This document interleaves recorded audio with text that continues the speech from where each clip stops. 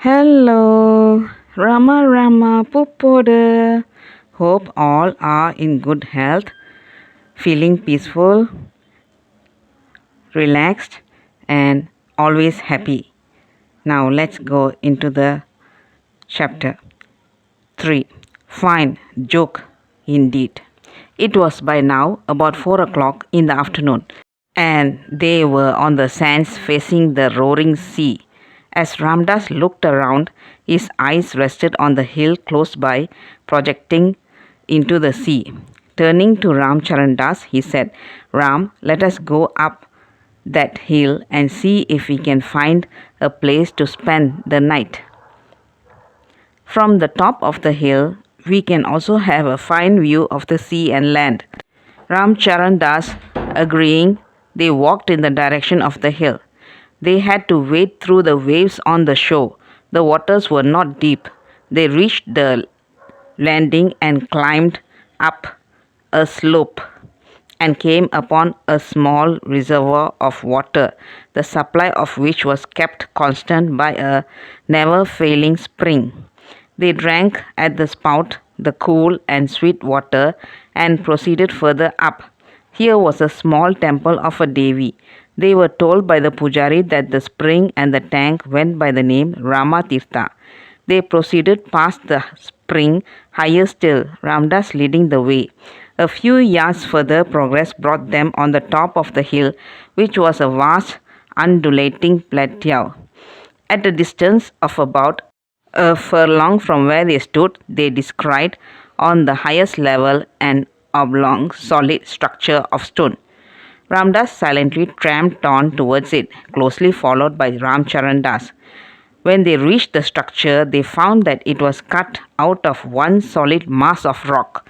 The roof was a low dome formed of the same rock as its thick walls. They entered the rock chamber. It was cubical in dimensions, the floor area being about 10 feet square. The interior of the dome resembled a hollow cup. Entrance was from two narrow arched passages sufficiently high, directly facing each other in the opposite walls. Ram, exclaimed Ramdas to Ramcharandas, we shall occupy this place for the nights during our stay in Gokarn. Ramcharandas looked around, and the prospect did not appeal to him, for a cold breeze was blowing over the spot from the direction of the sea.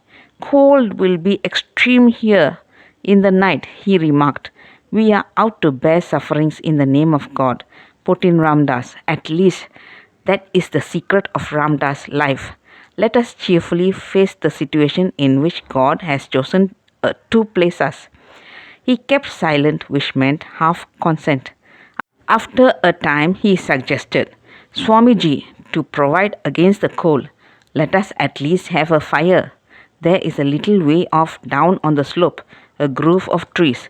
We can collect from beneath them a sufficient quantity of dry twigs to serve our purpose for the night. Ramdas, consenting, both set out in the direction of the trees and collected in their cloths a pretty large quantity of twigs and returned to the rock chamber. Presently, the sun was setting in the far horizon, illuminating the hill and all the space around it with its golden effulgence. Ramdas stood still facing the sea. It was a gorgeous sight. A silent prayer went up from him to the throne of the Almighty Lord, of such lavish grandeur and beauty that it merged him in his blissful omnipresence. Night gradually threw her dark mantle over land and sea. He turned to the rock chamber. The breeze had now developed into a gale. Ramcharandas was engaged in making a fire. On peeping into the chamber, Ramdas saw that the impatient boy had struck about half a dozen matches to lit the dry twigs, and he had failed.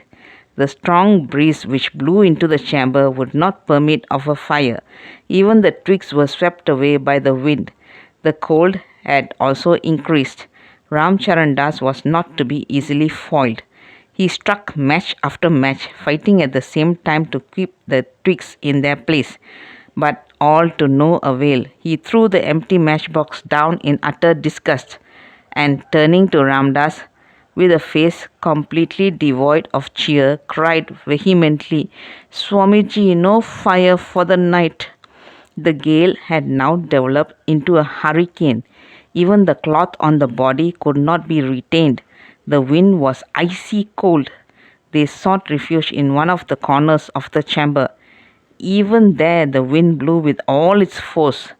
Nice mess we are in, grumbled Ramcharandas, struggling to keep the coverlet tight on his body. The humor of the situation struck Ramdas more than anything else, and he could not resist a hearty laugh. It is God's will, Ram. He means always well, consoled Ramdas. The night was pitch dark, and escape from the place was out of question.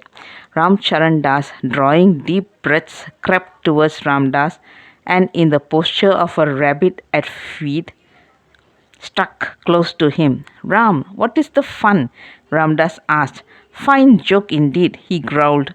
Rather than spend the nights here, also tomorrow and the subsequent days of our sojourn in Gokarn, we had better show a clean pair of heels to Gokarn as soon as the day breaks. At this, Ramdas rolled with uncontrollable laughter, and Ramcharandas has this time the chivalry to join in the merriment. Tomorrow's question be for tomorrow, said Ramdas. Now about the present. Keep on repeating Ram mantram, since there is no fear of sleep encroaching soon the japa. Let us fill the hours with Lord's remembrance. Although the lips were shivering with cold, the japa went on at an incredible brisk rate. After all, every circumstance in which God places us has its own advantages if He would only see. Morning dawned. As the first streaks of light from the rising sun dispelled the gloom darkness, a voice filtered out from within the coverlet of Ramcharandas. He had fully enveloped himself with the cloth, clutching at its corners with a dogged externity. Swamiji, what does Ram want us to do next, if I may suggest? Ramdas, anticipating what he was driving at, said, Yes, Ram, we shall leave Gokarn and proceed still further north. Let us start. At these words, Ramcharandas well nigh bounded from the corner in which he had cooped himself, shouldering his arm bag and taking up the water vessel or lota. He was ready in an instant to set out. They descended and came upon the main road. A 10-mile walk brought them to a spring and tank in the midst of the jungle. Here they made a halt, and with the provisions Ramcharandas carried, he prepared some rotis and dal. A bath at the cool spring and the simple fare refreshed them. They rested on the grass under the shade of trees till the rigor of the hot sun abated. That's all, folks. Let's see in the next chapter. Thank you. Bye bye. Rama Rama Pupodu.